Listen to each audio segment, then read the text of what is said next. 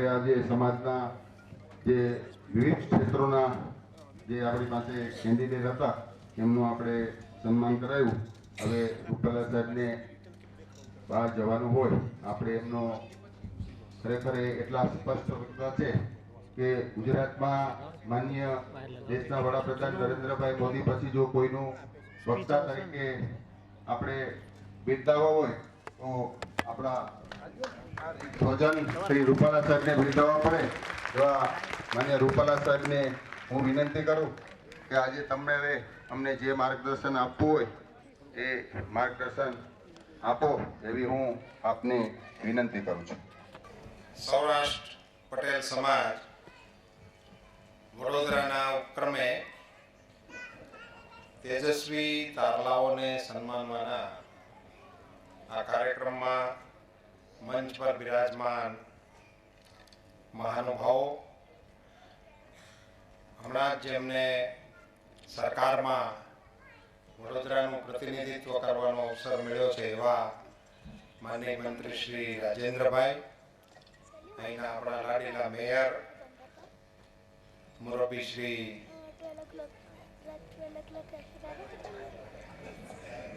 NV Patel સાહેબ, માનનીય ધારાસભ્યો શ્રી યોગેશભાઈ, લાખાવાલાજી, જીતુભાઈ, આખા કાર્યક્રમનું કેન્દ્રબિંદુ ભાઈ શ્રી મણિભાઈ, ભાઈ શ્રી શિનોજિયા ગિરીશભાઈ, ઉકાણી વિઠ્ઠલદાસ, વાછાણી રતિલાલભાઈ, ગલાણી નવીનભાઈ, વાછાણી જયંતિભાઈ, શિણોજિયા પંકજભાઈ, વાછાણી મગનભાઈ, મંચ પર બિરાજમાન સમાજના સૌ આગેવાનો, મુરબ્બી શ્રી છગનભાઈ,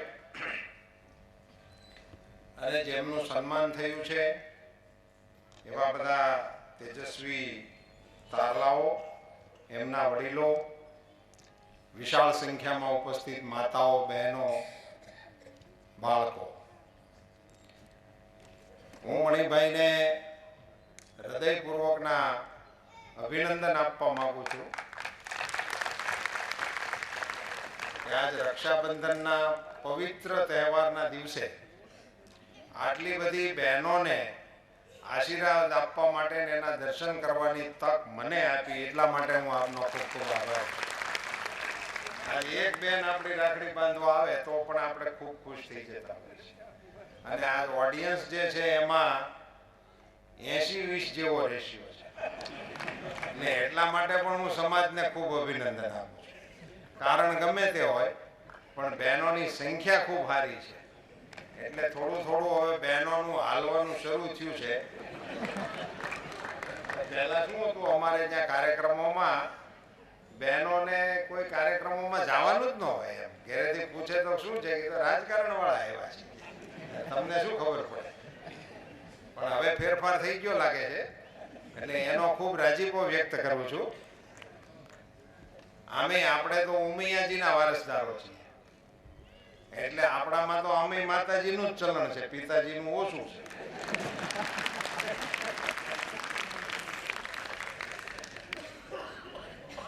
હવે માતાજી પાસે માગણી જે કરી છે ને લાખાવાલા છે એ બહુ સરસ છે. રીધિ દે, સિદ્ધિ દે, અષ્ટનવ નિધિ દે, કુટુંબ સો પ્રીત દે, આ બધું માંગતા માંગતા છેલ્લે જે કહ્યું છે ને એ બહુ સરસ મજાની કોઈ કે માગણી કરી છે. જંગમાં જીત દે મા ભવાની. એટલે જો માતાજી પાસે જ માગવાનું હતું ને તો એવું ન માગી શકાય જંગ જ ન થાય. માતાજી પાસે માગવાનું હોય તો આપણે માગી શકીએ ને, પણ એવું નથી માંગ્યું.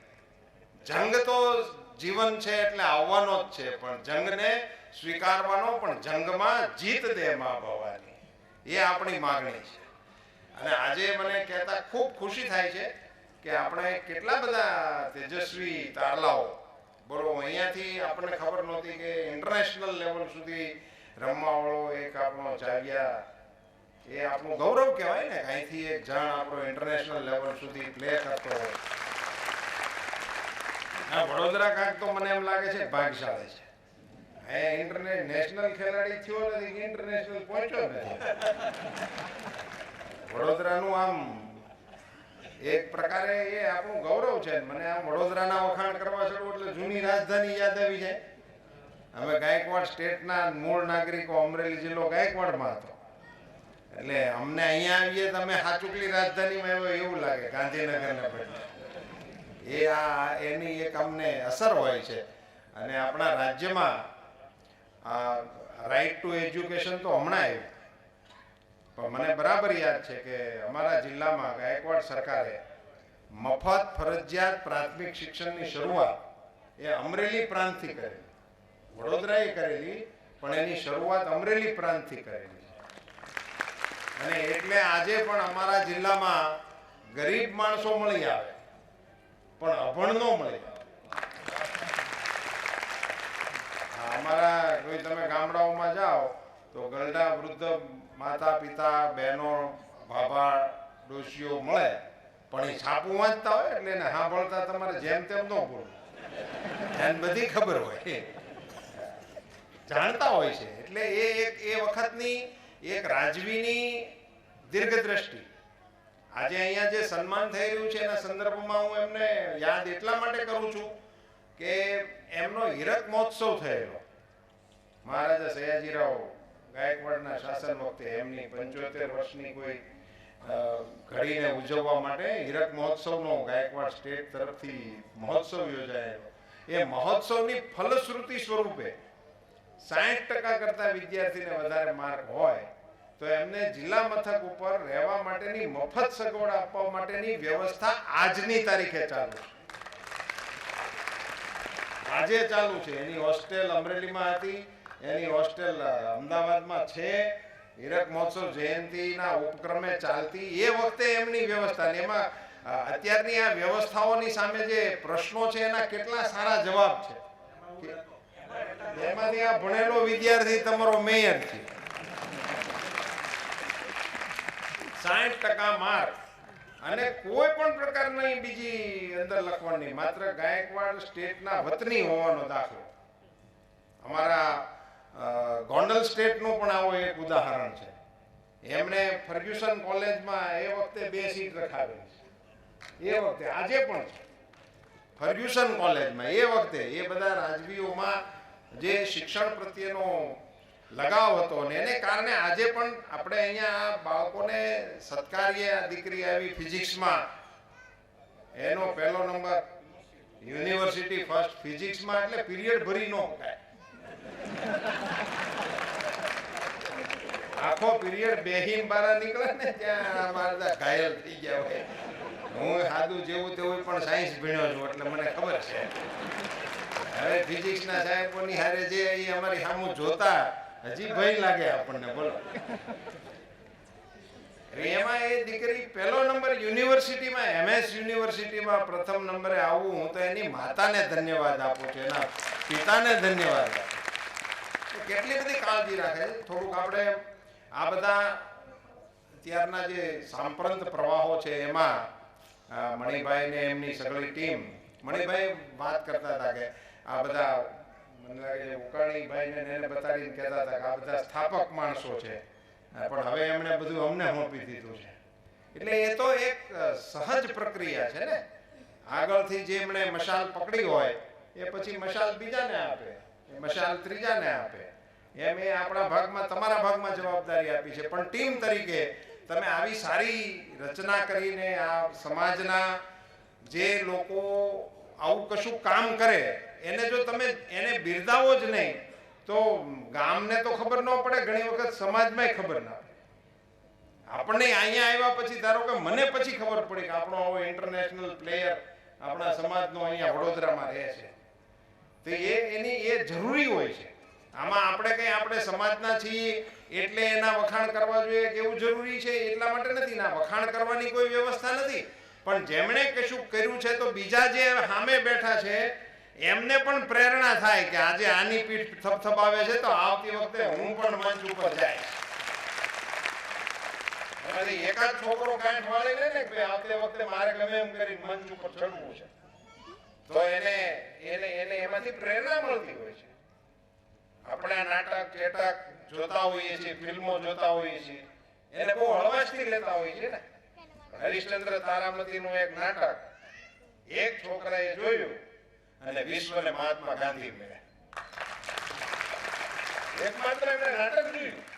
હરિશ્ચંદ્ર તારામતીનું નાટક જોઈને ગાંધીજીએ મનમાં પ્રતિજ્ઞા કરી મારે સત્ય બોલવું જોઈએ. એમાં 2-3 વખત તો માર ખાતો, સાચું બોલવામાં અખતરો કરવા જેવો જ છે.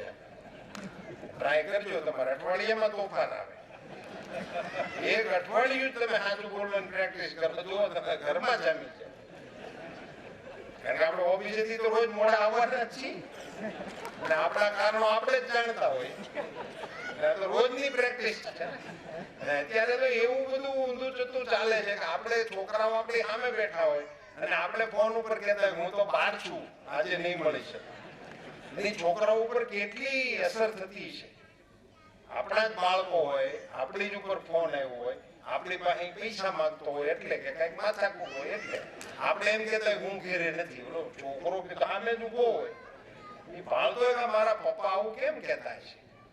એનામાં એ પ્રેક્ટિસ પડી જશે. પછી એ આપણને વૃદ્ધાશ્રમમાં મૂકતા આવતા એને શરમ નહીં આવે. કાળજી રાખજો. આપણી કાળજી રાખવા જેવી ચીજો છે. નાનપણથી જે કેટલીક પ્રેક્ટિસો આપણે સમાજમાં નથી કરતા ને એના ફળ જયારે આવે છે ત્યારે આપણને એમ થાય કે આવું પણ એ આપણું જ વાવેલું હોય છે ઝાડવું આટલા છે અને આપણે જ ખાતર આપ્યું હોય ને આપણે જ પાણી આપ્યું હોય અને પછી ફળ આવે ત્યારે આપણે કહીએ છીએ કે આવું નહોતું જોઈતું એમ. પણ એ ના ચાલે. એ તો વાવ્યા હોય બાપા એટલે પોરડા ચાલે. એમાં બીજું કઈ આવી શકે જ નહીં. ફળ મીઠા ખાવા હોય તો આંબા વાવવા પડે, એની કલમ ગોતવી પડે, એનો કેરો ગોળવો પડે, એને ખાતર નાખવું પડે, એની ઉપર માખ્યું ન બેહે એનું ધ્યાન રાખવું પડે. એ બધું કરીએ તો એ મળતું હોય છે.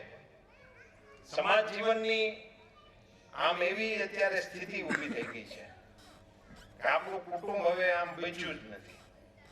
તમે જોવા જાઓ તો હવે કુટુંબ શબ્દની વ્યાખ્યા હવે પછીના નેક્સ્ટ અભ્યાસક્રમમાં દાખલ કરવી પડશે.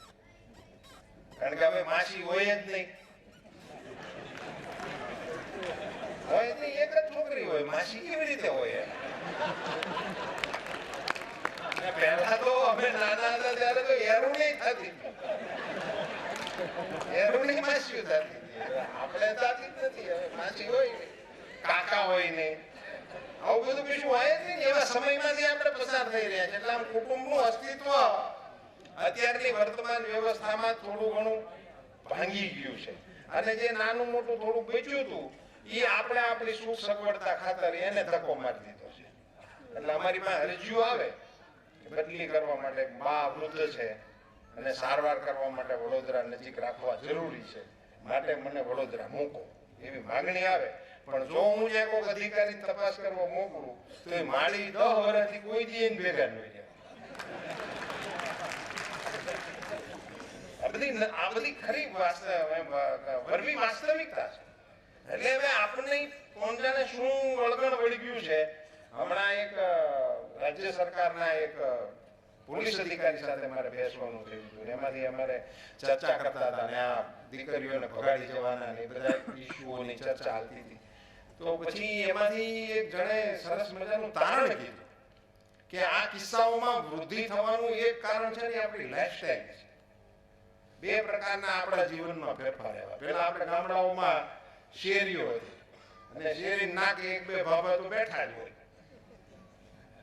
એટલે શેરીમાં કોઈ પણ દાખલ થાય ને એટલે એ આખો રેકોર્ડ એનો પૂછે ભાઈ ક્યાં જાશો, કોણ ત્યાં જાશો, એ ભાઈ નથી ઘેરે. મારા ગામમાં તો એક અમારા વીરજી બાપા રહેતા. તો એ તો બપોર સાંજ જો કોઈ વેપારી કે આવા તેવા જે કોઈ નીકળ્યા હોય ને એને બધાયને 2 થી 3 ની દુકાને જ બેહતા.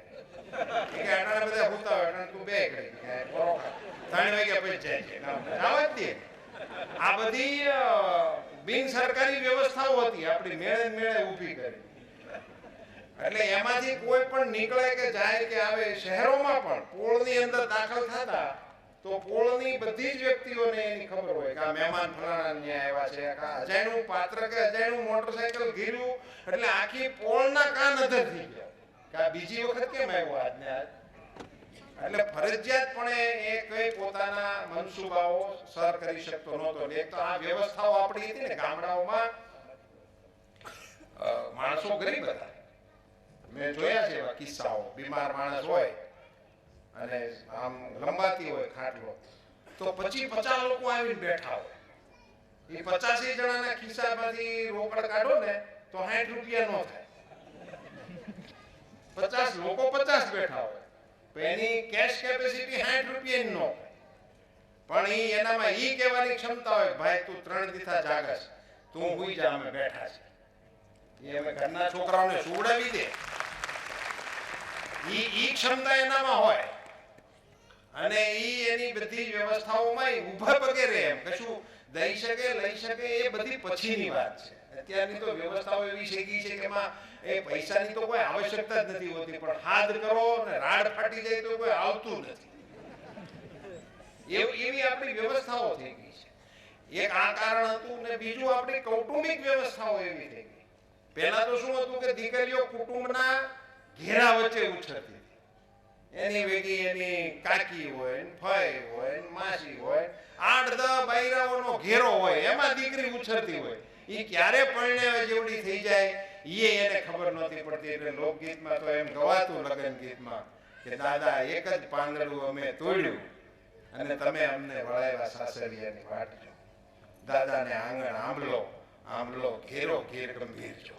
ઈ દીકરી ગાતી હતી. ઈ હકીકત શું હતી કે દાદા એની દીકરીને રમાડવા માટે રોજ આંગળી પકડીને નીકળે અને દરરોજ એ દીકરી વેન કરે એટલે આંબામાંથી એક પાંદડું તોડીને એને આપે. એ દરરોજની આ એમની પ્રેક્ટિસ. એટલે એ તો વર્ષો સુધી ચાલ્યું. એક દિવસ દીકરી દોડતી દોડતી આવીને હાથે પાંદડું તોડી દીધું અને દાદાએ બીજે દિવસે એને વરાવવા માટેની વાત કરી. એટલે દીકરી ગાતી હતી, દાદાને આંગણ આંબલો આંબલો, ઘેરો ગોરલો. એક જ પાંદડું અમે તોડ્યું ત્યાં તમે અમને દીધા પરદેશ છો. હાથે દીકરીએ પાંદડું તોડી લીધું એટલે દાદા સમજી ગયા કે હવે આ દીકરી પરણાવવાને લાયક થઈ ગઈ છે. દાદાઓની ફરજ આ હતી, દીકરીઓની ફરજ આ હતી. હવે તો લગ્ન ના આમંત્રણ આપવાની તક મળશે કે કેમ એનીથી દાદાઓ હોય છાપો મારવું પડે કે અમે પરણી ગયા છે. આશીર્વાદ. એટલે આપણી જે વ્યવસ્થાઓ હતી એમાં કુટુંબ જીવન રહ્યું નહીં. એને કારણે દીકરી એકલી થઈ ગઈ. આપણી દીકરી એકલી થઈ ગઈ છે એ આપણે વિચારતા જ નથી. આપણી દીકરી જે ઘેરા વચ્ચે રહેતી હતી એટલે આપણે ગીતમાં ગાતા હતા ને, કોયલ બેઠી આંબલિયાની ડાળ. એક ઘેરામાં બેઠી હતી, એકલી હોય જ નહીં આપણી દીકરી. વાડની વચ્ચે કોઈ વેલો ઉછળતો હોય તો ઈ વેલાને કોઈ હરાયું ઢોર મોઢું ન મારી શકે, કારણ કે વાડની વચ્ચે હોય. હવે આપણે જે બધી વાડોને ખતમ કરી દીધી. કુટુંબ જીવનની જે પડી ભાંગેલી સ્થિતિ છે, સમાજ તરફથી આ કાર્યક્રમ છે. એટલે અત્યંત વિનમ્ર ભાવે પણ મારે આ કહેવું જોઈએ કે તમે કોઈ પણ હિસાબે આ કુટુંબ વ્યવસ્થાને બચાવવા માટેનો વિચાર કરો અને કરો.